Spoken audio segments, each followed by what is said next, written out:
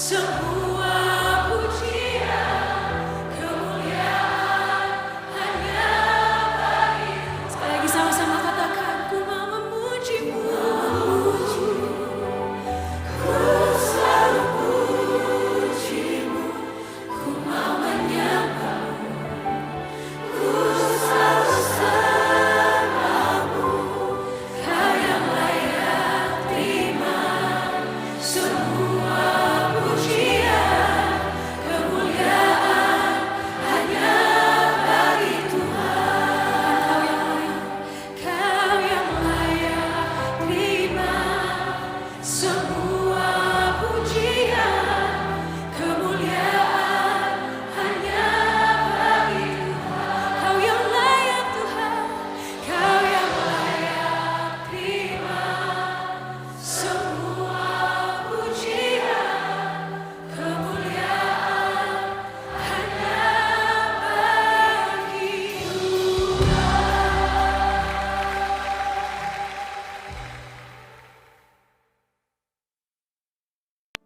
Bapak, kami bersyukur buat pagi hari ini Tuhan. Engkau selalu ada di dalam setiap kehidupan kami ya Bapa. Engkaulah pengharapan kami dan kami selalu memandang kepadamu. Terima kasih kalau kami sudah memuji, membesarkan nama-Mu Tuhan. Kami percaya Engkau hadir di dalam puji-pujian. Dan sebentar sama-sama kami akan menerima kebenaran firman-Mu. Mari Tuhan nyatakan isi hati-Mu buat kami. Agar kami lebih lagi menjadi umat-Mu yang, oh Tuhan, bermanfaat bagi banyak orang. Terpujilah nama-Mu Tuhan, kami percaya Engkau terus bekerja dalam setiap kami. Teguhkan pemberitaan firman-Mu Tuhan. Di dalam nama Tuhan Yesus kami percaya. Melalui kebenaran firman-Mu kami boleh dikuatkan. Kami boleh dibangkitkan. Kami boleh terus berjalan bersama dengan-Mu. Terima kasih Bapa. Kami siap untuk mendengarkan firman-Mu. Yang siap dengarkan firman Tuhan, sama-sama kita katakan amin.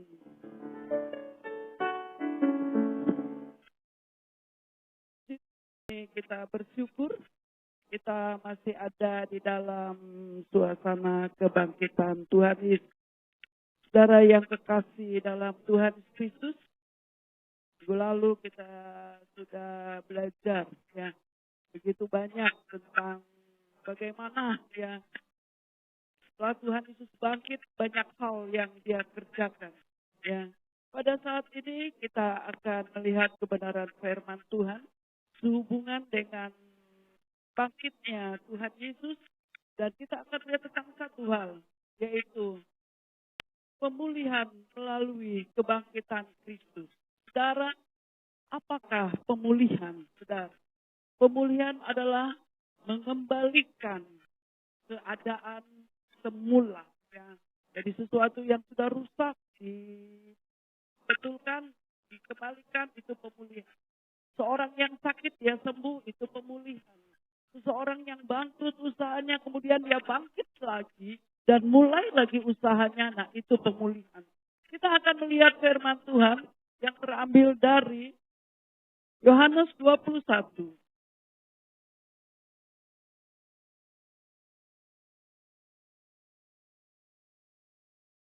Yohanes 21 kita akan melihat ayat yang ke-15 sampai dengan ayatnya yang ke-17.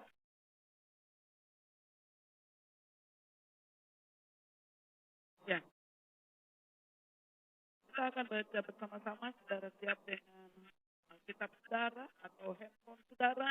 Walaupun saudara di rumah, kita ibadah masing-masing karena situasi pada saat ini yang memungkinkan kita untuk ibadah di beda-beda tempat ya. Puji Tuhan. Kita akan melihat Yohanes 21 ayat 15 sampai dengan ayatnya yang ke-17. Saya akan bacakan 2-3.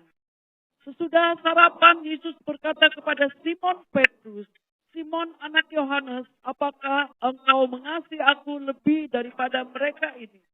Jawab Petrus kepadanya, benar Tuhan, engkau tahu bahwa aku mengasihi engkau. Kata Yesus kepadanya, gembalakanlah domba-dombaku. Kata Yesus pula kepadanya untuk kedua kalinya, Simon anak Yohanes, apakah engkau mengasihi aku? Jawab Petrus kepadanya, benar Tuhan, engkau tahu bahwa aku mengasihi engkau. Kata Yesus kepadanya, gembalakanlah domba-dombaku. Kata Yesus kepadanya untuk ketiga kalinya, Simon anak Yohanes, apakah engkau mengasihi aku? Maka sedih hati Petrus, karena Yesus berkata untuk ketiga kalinya, apakah engkau mengasihi aku? Dan ia berkata kepadanya, Tuhan, engkau tahu segala sesuatu, engkau tahu bahwa aku mengasihi engkau, karena kata Yesus kepadanya, gembalakanlah domba-dombaku. Saudara-saudara yang kekasih dalam Tuhan Yesus Kristus, sampai 3 kali Tuhan bertanya kepada Petrus, kenapa sampai begitu dalam? Kalau ada seorang ibu memanggil anaknya 1 kali enggak didengar, 2 kali enggak didengar, maka panggilan ketiga kali itu merupakan panggilan yang sangat penting. Saudara yang kekasih, dan sampai 3 kali Tuhan Yesus bertanya kepada Petrus, apakah engkau mengasihi aku? Kenapa Tuhan berkata kepada Petrus seperti itu? Ya, karena Tuhan tahu siapakah Petrus. Saudara bisa melihat ke belakang, ya, di dalam Matius 26 di sana banyak bercerita tentang siapakah Petrus. Ya, Tuhan Yesus katakan, kamu akan lari dan kamu akan meninggalkan, iman kamu akan tergoncang. Petrus katakan, walaupun yang lain lari, aku tidak. Saudara-saudara yang kekasih, dan Tuhan Yesus katakan bahwa ya engkau akan menyangkal aku. Ya, sebelum ayam berkokok, Petrus katakan, aku akan mati bersama denganmu. Tapi saudara, ketika Tuhan Yesus ditangkap dan sebelum ya ayam berkokok, Petrus sudah menyangkal 3 kali. Ya, kenapa Tuhan Yesus berkata kepada Petrus, apakah engkau mengasihi aku? Sebagai satu tanggapan bahwa Petrus harus benar-benar mengakui bahwa dia mengasihi Tuhan. Saudara-saudara yang kekasih di dalam Tuhan Yesus Kristus, kasih Tuhan kepada Petrus sungguh sangat luar biasa. Kalau secara manusia Tuhan Yesus kecewa, secara manusia Tuhan Yesus bisa menilai siapakah Petrus sebenarnya. Namun dia Allah yang penuh kasih, saudara. Dia tidak melihat latar belakang daripada Petrus. Dia tidak melihat apa yang dilakukan Petrus. Apa yang membuat Tuhan Yesus sakit hati karena perlakuan daripada Petrus. Tetapi yang ada adalah Tuhan mau memulihkan keadaan Petrus. Ya, dia katakan, hai Petrus, apakah engkau mengasihi aku? Kalau begitu gembalakanlah domba-domba. Saudara yang kasih, ada tugas yang Tuhan siapkan bagi setiap orang yang mengasihi Tuhan. Ada tugas-tugas yang dia taruh di atas pundaknya bagi orang yang mengasihi Tuhan. Karena Tuhan katakan saudara, bahwa orang yang mengasihi Tuhan adalah orang-orang yang dekat dengan Tuhan. Dekat di hati Tuhan, bergaul karib dengan Tuhan, intim dengan Tuhan. Ini yang Tuhan mau. Saudara-saudara yang kekasih di dalam Tuhan Yesus Kristus. Di dalam kebenaran firman Tuhan di sini dikatakan, ya kalau kita lihat tadi, bahwa Petrus adalah seorang yang sangat rapuh. Tetapi dia ingin menjadikan sesuatu yang rapuh ini menjadi sesuatu yang kuat. Dia ingin menjadikan sesuatu yang tidak berarti ini menjadikan sesuatu yang berarti. Kita ingat waktu Tuhan menciptakan langit dan bumi. Dikatakan bumi kosong, ya. Dia campur baur, ya, tidak berbentuk. Di situ Tuhan ingin memulihkan bumi. Sehingga terjadi ada langit dan bumi, ada laut dan darat, ada penghuni-penghuni makhluk-makhluk di situ. Itulah pemulihan saudara. Sesuatu yang hancur, sesuatu yang sudah tidak dianggap lagi menjadi indah buat Tuhan. Saudara, sesungguhnya Tuhan ingin membentuk setiap kita. Di dalam Yeremia dikatakan di sana saudara, kalau kita baca, ya, Yeremia pasalnya yang ke-18.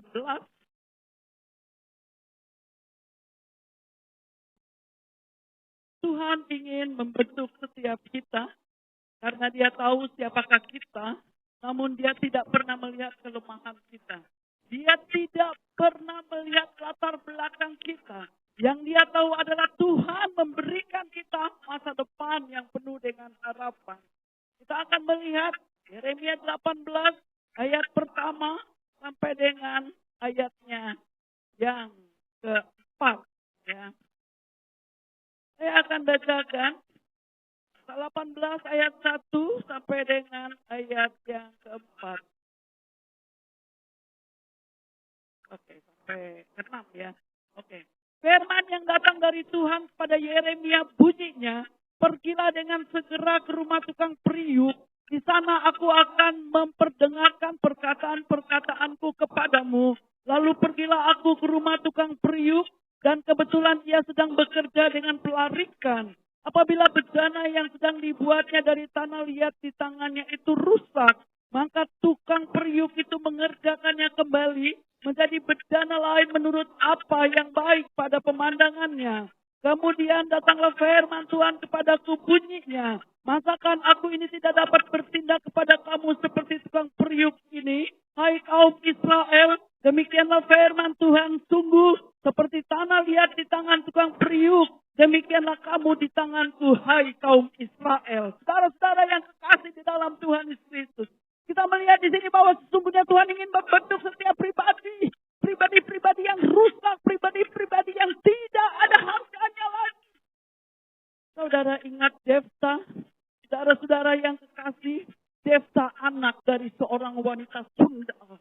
Tetapi ketika dia menghadapi panggilan dari orang-orang Israel, karena waktu itu dia lari, saudara, dia bergaul dengan perampok-perampok. Dan dikatakan bahwa dia sebetulnya, siapakah saya? Saya anak perempuan Sunda. Namun ketika dia menyerahkan segenap hidupnya, kalau aku menang melawan orang-orang Moab, aku akan menyerahkan apa yang keluar dari rumahku. Saudara, ini nasarnya. Nah, yang keluar adalah anak perempuannya. Karena dia menang, dia harus, saudara, menyerahkan apa yang menjadi nasarnya. Saudara-saudara yang kekasih di dalam Tuhan Yesus, kita melihat di sini bahwa setiap orang yang rusak tetapi indah pada pemandangan Tuhan. Itu sebabnya saya katakan saudara dan saya kita berharga di mata Tuhan. Saudara dan saya kita adalah biji mata Tuhan. Saudara dan saya adalah kita orang-orang yang menang. Karena Kristus yang bangkit, yang memberikan kita kemenangan. Saudara yang kekasih di dalam Tuhan Yesus Kristus. Ya, mengapa? Ya, Tuhan ingin kita mengasihi Dia karena Tuhan tahu letak kekuatan kita. Ya, Tuhan tahu sampai di mana kita mengasihi Tuhan. Ada orang yang berkata, kalau saya rajin berdoa, kalau saya rajin baca Alkitab, kalau saya rajin berdoa, saya orang yang mengasihi Tuhan. Apakah betul? Saudara-saudara yang kekasih dalam Tuhan Yesus Kristus, kita melihat di sini bahwa orang yang mengasihi Tuhan adalah orang yang mengerti isi hati Tuhan. Ya. Orang yang mengenal Tuhan dengan sungguh-sungguh. Ya. Seorang ibu sudah pasti dia kenal akan anaknya. Ya. Sampai di mana anaknya itu kuat. Sampai di mana anaknya itu tidak mampu untuk menghadapi hal yang dia kerjakan. Saudara-saudara yang kekasih di dalam Tuhan Yesus Kristus. Kita melihat di sini. Tuhan ingin kita mengasihi Dia lebih daripada segala. Kalau saudara, kita melihat orang-orang yang Tuhan pakai. Bukan karena urapan saya ingin katakan kepada saudara. Tetapi orang yang mengasihi Tuhan, orang yang dekat dengan Tuhan, orang yang hatinya berpaut kepada Tuhan. Dan Tuhan mencari orang-orang seperti ini. Orang yang mengasihi Tuhan, yang akan menghancurkan Goliat-Goliat. Yang akan melemahkan setiap iman anak-anak Tuhan. Hanya orang yang mengasihi Tuhan dan yang disebut orang yang kuat di dalam Tuhan. Bagaikan rumah yang dibangun di atas batu karang, saudara. Hanya orang yang mengasihi Tuhan yang tetap kokoh pada imannya. Saudara-saudara yang kekasih dalam Tuhan Yesus Kristus. Ada dua contoh di dalam membangun rumah.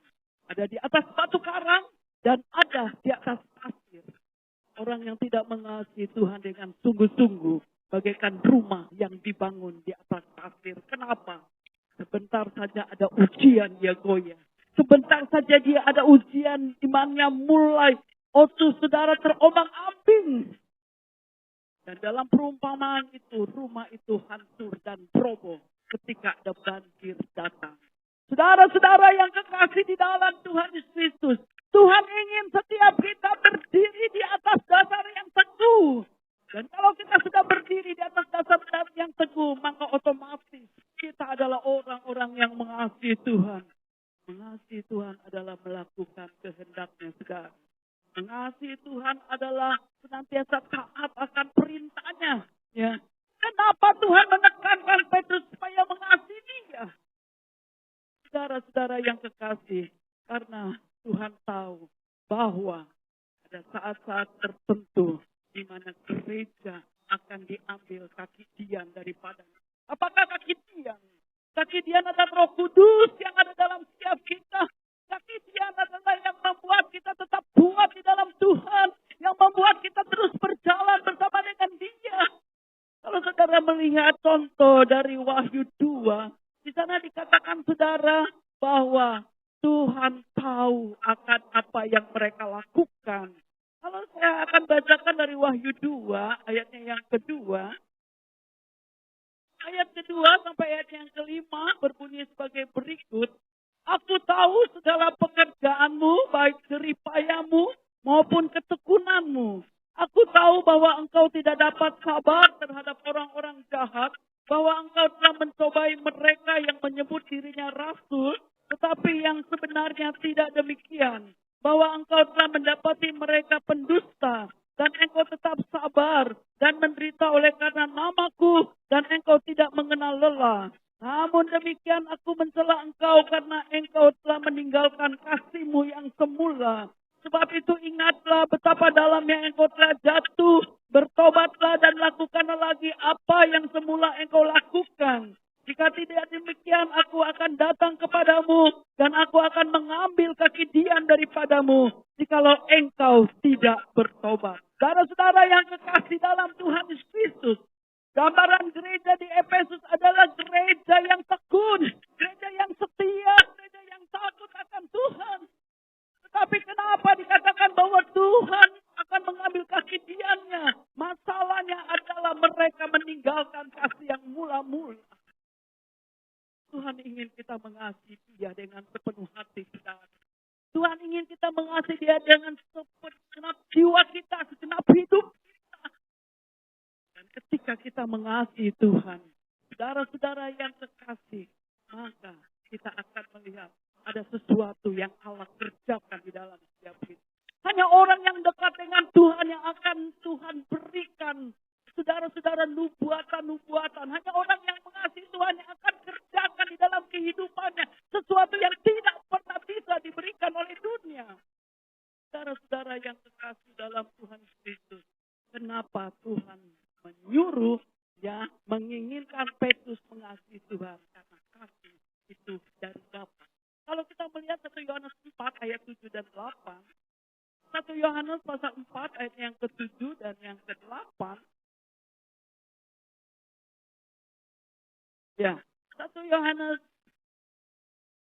4 ayat 7 dan 8. Saya akan bacakan.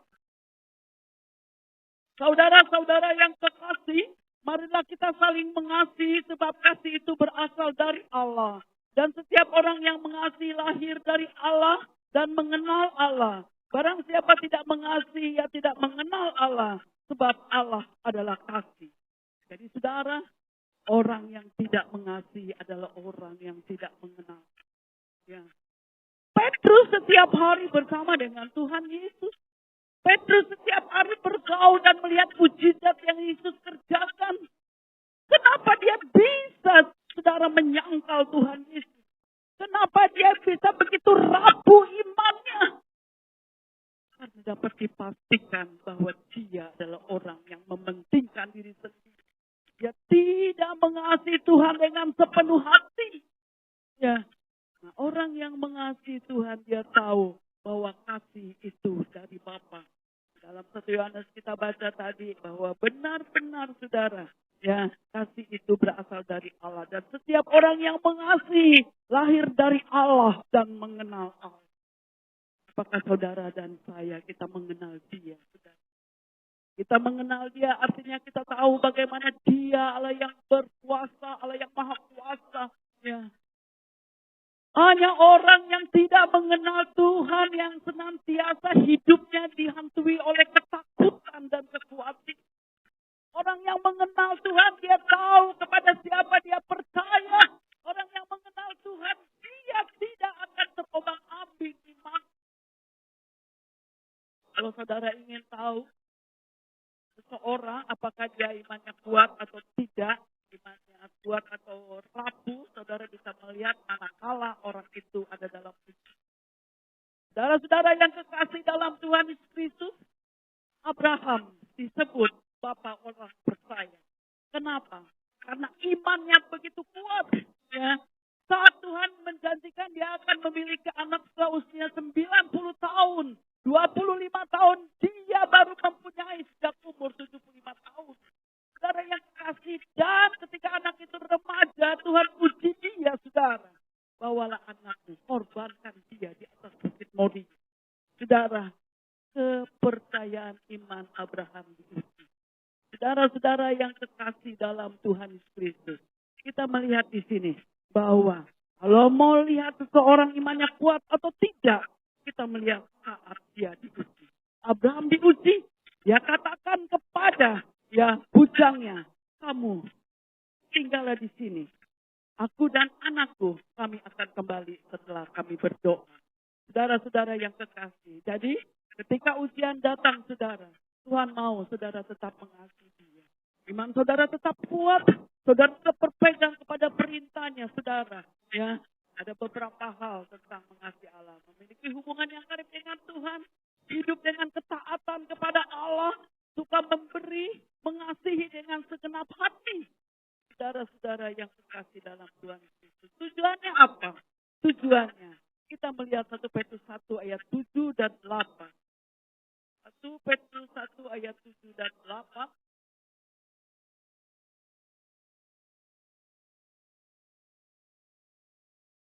Satu Petrus 1 ayat 7 dan 8.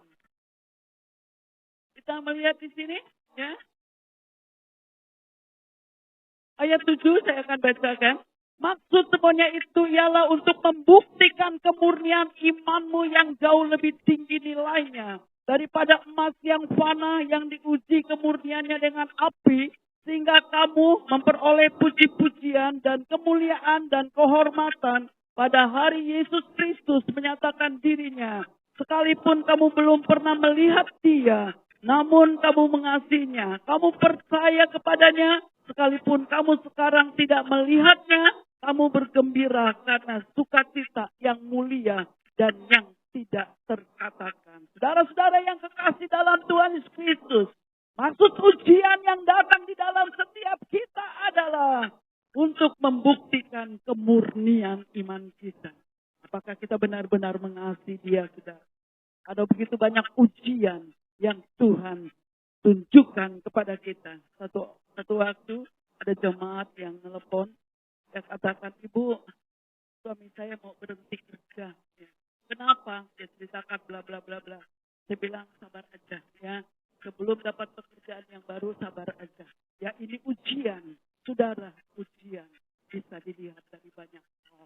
Oleh sebab itu, saudara-saudara yang kekasih dalam Tuhan Yesus Kristus, Tuhan yang selalu menginginkan mengasihi dia. Kenapa? Karena dia rindu untuk merangkul anak-anaknya. Dia rindu adanya lawatan Tuhan di dalam setiap pribadi. Dan dia ingin memulihkan setiap kita. Saudara-saudara, Petrus yang tadinya imannya rapuh, setelah dia berjumpa dengan Kristus pada kebangkitannya, Petrus dipulihkan. Ya Tuhan, Engkau tahu aku mengasihimu. Kalau begitu kata Tuhan, gembalakanlah domba-dombaku. Apa yang harus digembalakan, saudara? Apa yang Yesus pernah lakukan, Petrus melakukan. Ya, sekali dia berkhotbah, saudara, 3.000 orang bertobat. Saudara-saudara, hal yang luar biasa sekali. Petrus berjalan, hanya orang membawa orang sakit di depan balai-balai, dan orang itu kena bayangan Petrus, dia sembuh. Ada mujizat yang dikerjakan oleh Petrus. Ada pemulihan yang dahsyat. Berapapun hancurnya kehidupan kita, berapapun rapuhnya iman kita di waktu-waktu yang lalu, saudara. Kalau kita mengasihi Tuhan, maka dia akan pulihkan, saudara. Kebangkitannya memulihkan setiap kehidupan. Kebangkitannya akan menjadikan kita satu pribadi-pribadi yang kuat bagi Tuhan. Bagaikan Yehezkiel melihat tulang-tulang yang ada di lembah. Sapu tidak ada artinya apa-apa. Tuhan katakan ya bahwa tulang-tulang ini akan menjadi tentara yang besar bagi Tuhan. Saudara, Yehezkiel bernubuat, datanglah tulang urat-urat, datanglah daging. Ya, diberikan hembusan napas oleh Allah dan menjadi tentara yang besar. Oleh sebab itu saudara-saudara yang kekasih dalam Tuhan Yesus Kristus, kita sadar bahwa kita adalah orang-orang yang sudah dipulihkan, sudah. Dan kita akan menjadi tentara-tentara Allah. Saya ingin katakan pada saudara, perjuangan kita bukan melawan darah dan daging. Tetapi perjuangan kita melawan penghulu-penghulu di udara. Yang seringkali melemahkan iman kita. Yang seringkali membuat kita tidak mampu dan tidak kuat untuk berjalan bersama dengan Tuhan. Tapi sesungguhnya Tuhan katakan, ini aku, jangan takut. Saudara-saudara yang kasih dalam Tuhan Kristus, Tuhan ingin memulihkan setiap kita. Tuhan ingin menjadikan satu pribadi yang luar biasa. Tuhan ingin memulihkan gerejanya. Oleh sebab itu saudara, pagi hari ini saya ingin mengajak saudara bangkit. Kalau Petrus sudah dipulihkan karena kebangkitan Kristus. Dan saudara juga kita harus bangkit bersama dengan Dia, saudara. Kebangkitannya memulihkan setiap kita. Puji Tuhan saudara. Setiap kita, saya percaya kita boleh mengasihi Tuhan. Karena Tuhan lebih dari hari ini. Saya ingin mengajak saudara bangkit. Kalau Petrus sudah dipulihkan karena kebangkitan Kristus. Dan saudara juga kita harus bangkit bersama dengan Dia, saudara. Kebangkitannya memulihkan setiap kita. Puji Tuhan saudara. Setiap kita, saya percaya kita boleh mengasihi Tuhan. Karena Tuhan lebih dahulu mengasihi kita. Puji Tuhan. Angkat satu pujian yang berkata, kasih Yesus indah dalam hidup. Amin Tuhan.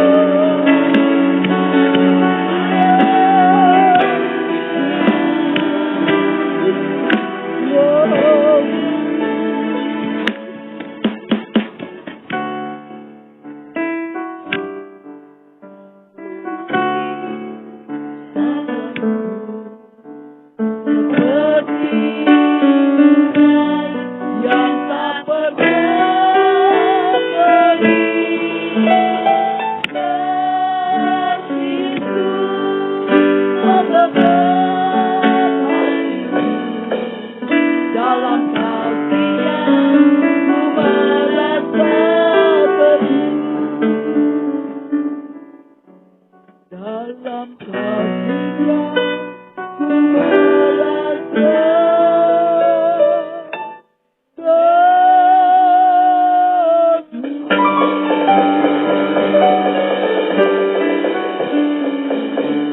Makasih Tuhan, hamba-Mu sudah berhenti berbicara. Namun kami percaya Roh Kudus terus bekerja, menjadikan kami pribadi-pribadi sesuai dengan kehendak-Mu. Berikan kami hati yang mengasihi Engkau lebih dari segalanya Tuhan. Kami rindu akan lawatan Tuhan di dalam setiap pribadi kami. Kami rindu akan pemulihan yang Engkau kerjakan atas pribadi kami. Kami rindu Engkau pulihkan gereja kami Tuhan. Kami rindu Engkau pulihkan bangsa kami pada saat-saat ini ya Yesus. Dan kami percaya melalui kebangkitan-Mu ya Tuhan, sesuatu akan berubah dan sesuatu yang rusak akan dipulihkan. Karena Engkau Allah yang Maha Kuasa, yang kami sembah, kami puji dan kami agungkan. Makasih Bapa di surga. Makasih buat kesempatan pada pagi hari ini. Terima kasih buat firman-Mu. Sebentar Tuhan, kami akan pulang ke rumah kami masing-masing. Kami akan kembali Tuhan dalam pekerjaan kami. Kami mohon penyertaan-Mu ya Bapa. Dan kami percaya kami boleh menjadi anak-anak-Mu yang kuat bagi Tuhan. Makasih Bapa. Terima kasih Tuhan, kami mohon berkat-Mu. Mari saudara kita kembali ke pekerjaan kita masing-masing. Dengan membawa berkat dari Allah Bapa, damai sejahtera dari Tuhan Yesus, serta penghiburan dari Roh Kudus, menyertai kita sekalian. Mulai pagi ini sampai Maranatha, Tuhan Yesus datang kali yang kedua untuk menjemput kita. Katakan kiranya Tuhan memberkati.